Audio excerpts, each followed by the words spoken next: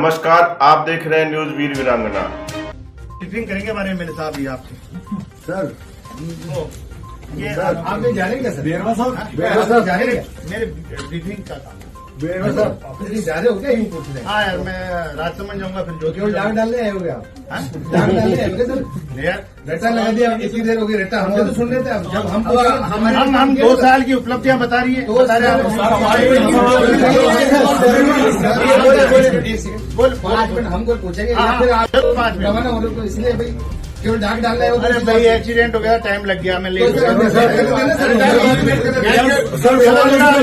अरे वो तो सर हम जरा तेज दौड़ से पढ़ लेते सर। आप तो ऐसे तैयार होकर जा रहे हैं तो चलिए, राजस्थान में अभी प्रवासी सम्मेलन हुआ सर, इसमें कितना बजट आवंटन हुआ, कितने देखिए, अभी कितना रोजगार मिलेगा? अभी जो पहले अभी 1 साल पहले राइजिंग राजस्थान हुआ था, उसमें 35 लाख करोड़ के एमओयू हुए, उसमें 8 लाख करोड़ के एमओयू या धरातल पे पहुंच चुके हैं।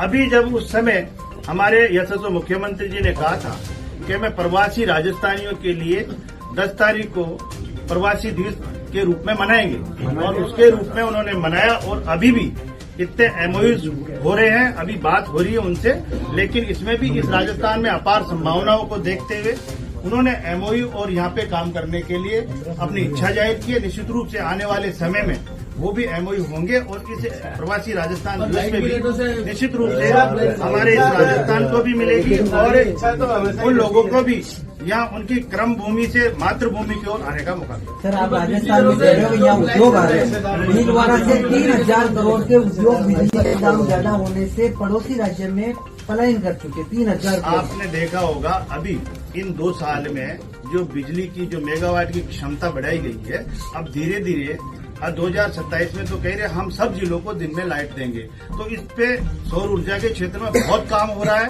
और आने वाले समय में मैं मानता हूं कि इन 3 साल में यहाँ बिजली की कोई कमी नहीं है।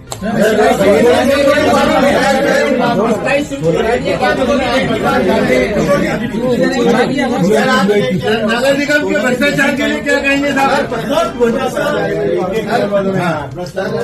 एक उन्होंने सर भीलवाड़ा में भूखंडों के नोटें निकाली, उसमें कथित गड़बड़ ज्यादा हुआ, उसको लेकर लोग हाई कोर्ट में याचिका दायर की। उसका यूआईटी के अफसरों ने जवाब दिया कि भीलवाड़ा की जनता असामाजिक तत्व है, इस कारण हमने देरी की है। 10% जो भूखंडों की नोटें निकाली थी उसको लेकर। तो एक तरफ सरकार जनता के लिए इतना चीजें कर रही है, दूसरी तरफ आगे अफसर जनता को असामाजिक तत्व बता रहे हैं। माननीय भजनलाल जी की सरकार, अगर कोई भी सरकार में गड़बड़ी करता है, उसका पूरी तरीके से उसकी समीक्षा करके, उसकी जांच करके, अगर किसी ने गड़बड़ की तो निश्चित रूप से उसकी कार्रवाई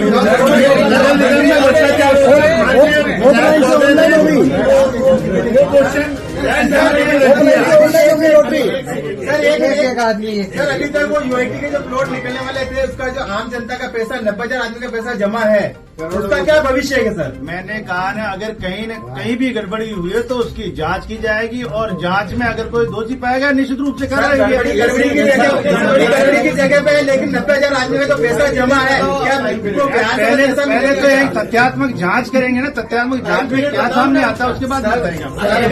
पेमेंट वापिस कर रहे हैं।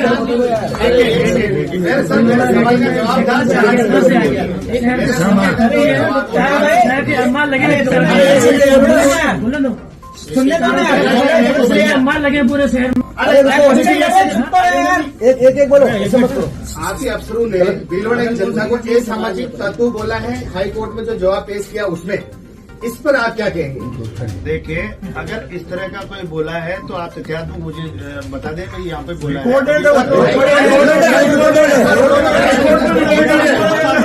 हाई कोर्ट में बोलते यार, वो कानून हाई कोर्ट स्वतंत्र है। नहीं बोला, आपके अधिकारी बोला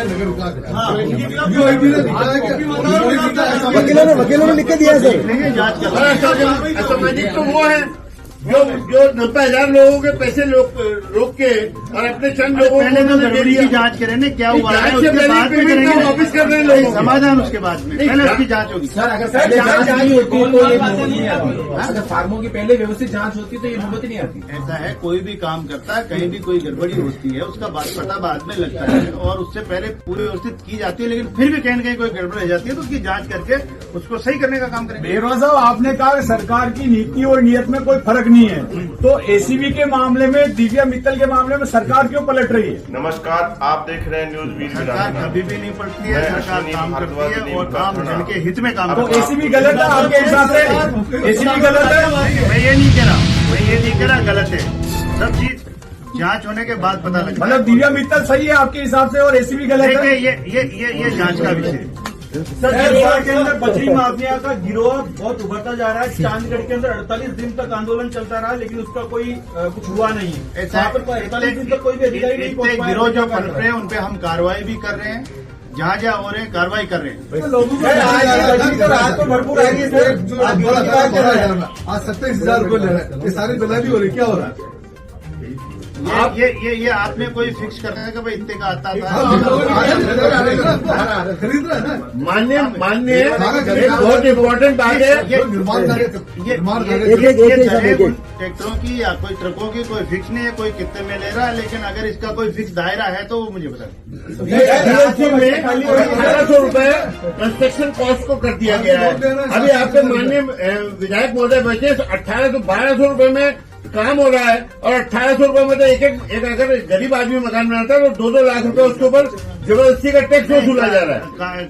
कॉस्ट का है कि सरकारी मकान बनाने नहीं, मकान बनाने की जब कॉस्ट प्राइवेट कॉस्ट तो कितनी भी हो, हमारी सरकारी कॉस्ट आप होती देख है, रहे हैं न्यूज़ वीर कॉस्ट होती है। तो उसकी सजा जनता को मिलेगी। नहीं, जनता को मिलेगी। 1200 रुपए में मेरा मकान बन रहा है, अब इतना 1800 रुपए का पैसा ले रहा हूँ। कहाँ से ले रहे हैं? 1800 रुपए DLC मांगते हैं। जो भी टेक्निकल रजिस्ट्री पे कॉस्ट निकाली है वो कॉस्ट निकाल के बताएगा।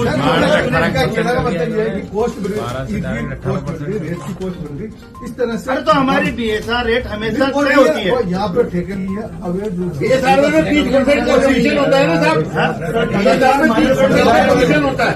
मगर हमारा मकान 1200 रुपए में बनाने वाले तैयार है और हमसे 1800 रुपए का उस पर चार्ज दिया जा रहा है। ये कमीशन कहाँ हो गया, मुझे तो समझ में नहीं आ रही आप लोगों की बात। आप उसको कमीशन मान के ही कर रहे हो, जो तो बात अलग है। फिर तो इंजीनियर जिससे भी जो BSR रेट बनती है वो गलत है। तो 30%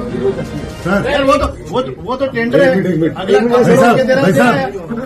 एक सवाल है। भीलवाड़ा की दूरी है सर, औद्योगिक इकाइयां सारी बातें हो गई। एक चीज और है सर, 568 लोगों ने MOU किया सरकार की तरफ से और बहुत अच्छा उत्साह दिखाया। इसमें यहाँ के सारे लोगों का बहुत बड़ा रोल था, जनप्रतिनिधियों का, सबका सब कुछ हुआ। उसके बावजूद 68 लोगों की वैसा वो जो MOU हुआ है उसकी पालना में आए, धरातल पे आ पाए। आखिर इसके लिए किसको जिम्मेदार मानते हैं आप, और इसके लिए कुछ होगा या इंडस्ट्री ऐसी पलायन करती रहेगी? 28 लोगों ने धरातल पे आने का काम किया। आने वाले समय में कितने हैं? माननीय यशस्वी मुख्यमंत्री जी ने इसको सबलीकरण करने के लिए उद्योग लगाने वालों के लिए एकल खिड़की योजना के तहत और अधिकारी नियुक्त किए गए, जिससे कि उनको कोई समस्या ही नहीं आई। इसके तहत जितने भी होंगे वो हमारे इस राजस्थान के विकास में भागीदार बने। पत्रकारों की भीलवाड़ा के अंदर कोई अहमियत नहीं, कोई प्रशासन के रूप में 15 अगस्त 26 जनवरी पर कहीं पर भी इनको सम्मान के रूप में नहीं समझा जाता है। पिछले 2-3 साल ये 2 साल का जो कार्यक्रम हो रहा है इसमें भी पत्रकारों को याद नहीं किया गया। चलो आपकी प्रोग्राम होगा जब नहीं, इसमें तो करते साहब ये 8 रुपए का पेन दे दिया, मुझे लगा 400 रुपए का पेन देते तो मालूम तो पड़ता है। ये सर पंचायत राज के चुनाव कब होंगे? आपका पूरा सम्मान